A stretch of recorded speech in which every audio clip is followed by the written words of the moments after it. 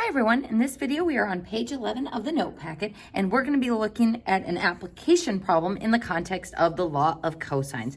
So first I want you to look at this diagram, and this is very helpful for the ACT. We are shown that these are right angles, and so students are usually tempted to say, well, doesn't P have to be a right angle? And especially if this is 45 degrees, shouldn't this be a 45-45? 90 triangle. There is no guarantee that this is a right angle, and what I have done in this diagram is I've actually slid the point further up and shown that I can still bisect this angle, while this angle, I guess I'll draw a different squiggle there, that angle wouldn't necessarily be a right angle. So the diagram is a little deceiving, but we can only rely on right angles that are given to us or things that we know are perpendicular to the ground, such as trees and buildings. So that's the first thing I want you to keep in mind with this problem, is that it looks obnoxiously easy, but it's actually a law of cosines problem. So what we are looking for is how far the pitcher's mound is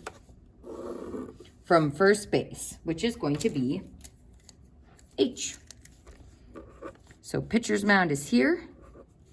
First base is here. So we are looking for that H distance. So what do we have as far as given information goes? We know this side of this triangle is 46 feet. We know this angle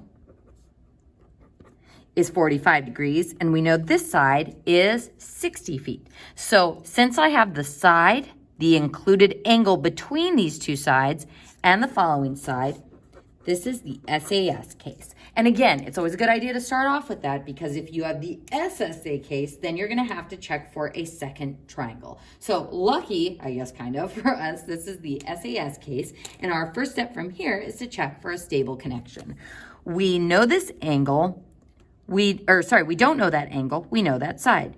We don't know this side, we know that angle. We know this side, we don't know that angle. So there is no stable connection to be found, which is why we are going to have to use law of cosines. So we start with the angle, and the only known angle that we have is 45 degrees. And we know that we're not going to use a variable for the angle, because I'm not looking for an angle in this problem. I'm looking for that side H. So cosine of H, that angle opposite from the side we're looking for. So the side opposite from it, which we are looking for, is H squared. And then we use the other two sides, F and P here. F squared plus P squared. And then minus 2 times FP times cosine of H.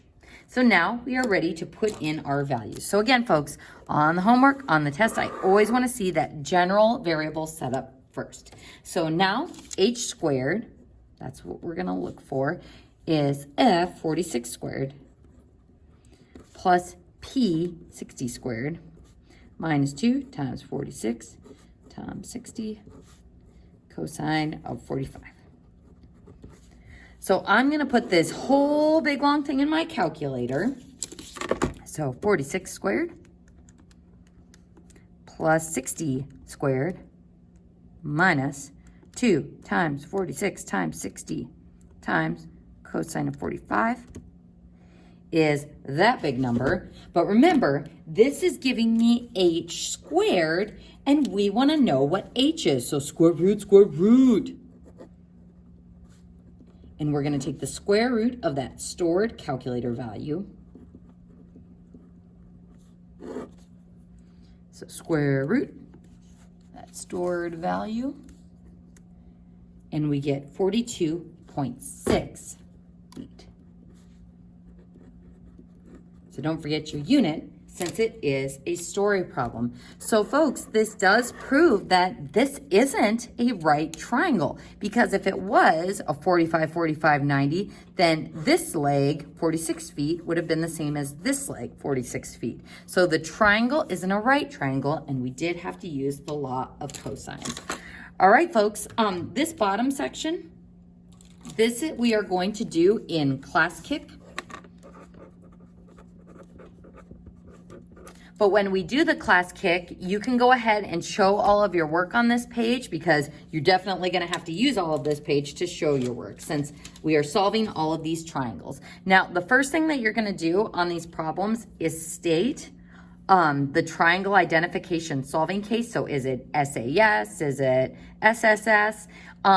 Then think about how you're going to solve it. Do I have to use law of cosines? Should I use law of sines? And something to be careful about, folks, especially in these triangles, is please, please, please make sure that you are finding the smallest angle first after doing your law of cosines, because law of cosines and law of sines will not find those obtuse angles. Careful with your rounding and careful with your labels. Good luck.